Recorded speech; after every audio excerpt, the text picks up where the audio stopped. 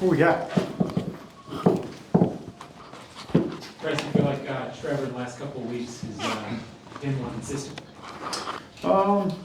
Yeah, I think that's fair to say. I mean, as an entire unit, obviously, that's the goal, is to be more consistent week to week.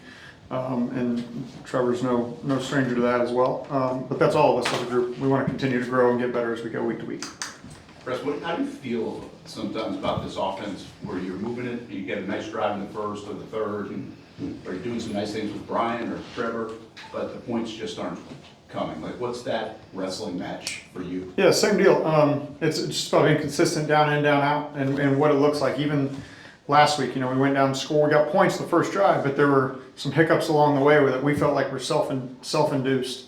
And those are the things that you kind of got to get out of the way. Now, there's some drives that it's football. You're going to get stopped. They're going to have a better call than you. What's the situation? What do your bad plays look like? Your bad plays can end in turnovers, can end in negatives. If the defense kind of wins the down and we settle for a 2-yard gain on second and long, so be it. We'll continue to play down to down, but we can't let that get us down.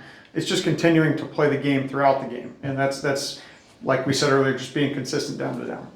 You got receivers that have done some things in the league, resume-wise, and obviously here.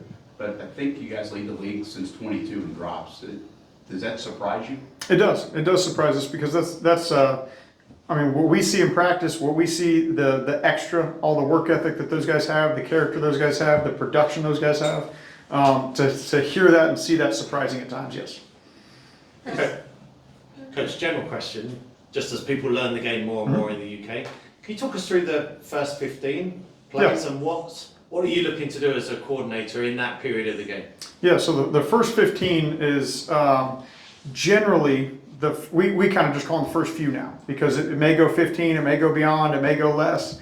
They're really just an idea of things we want to get to early in a game. And it's really as long as the situation is what we call normal down and distance situations. Second and 15 is not a normal down situation, so we may veer off the schedule. If the first play of the game were to all of a sudden started at the 5-yard line, plus or minus, we may veer off that script because, again, the situation dictates to do something different. But they're really ideas of how we want to play in first and second down. And the goal with that is things that would get a lot of guys in rhythm, would get the line settled into the game, would get certain players touches or opportunities for touches early in a game, get our quarterback settled in. Maybe it veers into a tendency breaker of things we've shown a lot on tape that we know people see, and now we want to, kind of go against what they've seen or what they're planning for going into the game, and just put a little bit of doubt in their mind early in a game. So there's a number of different things you do. Sometimes it's being aggressive on first down to start a game. Sometimes it's the first play of the game a lot of times is unique to who you're playing as well. Maybe we want to set the tone and be aggressive. Maybe they do something unique on first down to start a game that we need to be conscious of and just get ourselves the right starting play. But just to follow up, so there's an X's and O's part of that, but is there a human emotion part that you talked about players getting touches? Do you feel that as a coach, okay, we want to get this guy going early? Yeah, 100%. Sometimes it's maybe we want to attack this player early just to test him. Somebody came off the injury report, whatever that may be, defensively, or they have a premier player at a certain spot, and we want to show early on how we're going to manage the game with this certain player. So there's a lot that goes into it. There's a lot of thought into it. It really kind of starts tonight.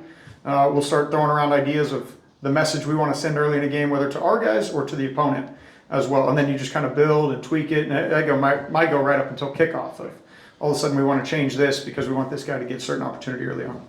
Bryce, when you have some drops like you did last week, the drops were frustrating, but do you also feel like, okay, we're getting something because the play's working? And in terms of trying to build for going forward. Yeah, there's certain things that I think you want to try to sell to your guys. There's times early in the game we felt like we drove down the field, we had an opportunity to touchdown, we didn't get it, but you do feel that momentum on the sideline. All right, we can establish a tempo or a way we want to play right here in this game that, yes, it didn't result in the touchdown we want, but this is a long game. This is what we're capable of doing against this defense. This is the message we want to be able to send. So there's a lot of positives you can build off through the course of the game, and it's about keeping the right mindset throughout the course of the game, because the first drive is not going to dictate a win or a loss. It's going to set a standard for the way you want to perform throughout the course of the game, but it's a long game, and it's going to take all 65, 70 plays, all 60 minutes to play the game. Are those self-inflicted things preventing you guys from finding an identity, or do you feel like you have one on offense? Yeah, I mean, anytime, I think that's the biggest thing is when we look at those things, they're things that we've caused. And we just kind of, our slogan, our turnaround is just all about us. And when we go back and watch a game and it's, okay, this happened, that happened, how much did the defense really have to do with the errors, with a false start, with a drop pass, with a missed throw, anything like that, that we want to go back, okay, is this showing up in our practice preparation? Did we prepare the guys for the look we got in the game?